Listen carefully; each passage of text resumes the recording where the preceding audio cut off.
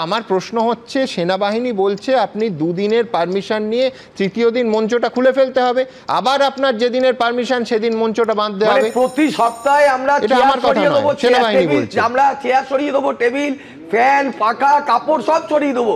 Structure ওনারা কথা বলতে, তাহলে 5 বার পারমিশন দিয়েছেন তো ওনারা। আমাদের পারমিশনের কাগজ কিন্তু 5টা পারমিশনের কাগজ রাখা আছে। আমরা তাও বলছি গোটাটাই বিজেপি চায় না যে বাংলার ওপরে যে অত্যাচার হচ্ছে এটা নিয়ে আমরা যে আন্দোলন করছি সেটা, কারণ এটা বাঙালি বিদ্বেষী দল হলো ভারতীয় জনতা পার্টি। এরা বাঙালিদেরকে বারবার ছোট করেছে। একদিকে তৃণমূল কংগ্রেসকে তাদের ইস্যুতে আন্দোলন করতে দিচ্ছ না, আবার যেই বৈশ্বনাথদা উঠলেন তুমি বৈশ্বনাথদার চেয়ারে গিয়ে কেন বসলে? চেয়ার কেটে নিচ্ছে। আমি এটা দেখাতে চাই যে বৈশ্বনাথদা এসে আমায় কি বলেন যে আমার চেয়ার, আরে তো ওই জমির মালিক তো আর্মি। আমি এই চেয়ারটা তো মালিক আর্মি, তো পয়সাটা চাইবে, আপনি পয়সাটা বলছেন ঢুকে পড়ছেন। আর কোন কথা অনুমতি দিয়েছে কি না? অনুমতি আছে, এখান থেকে অনুমতি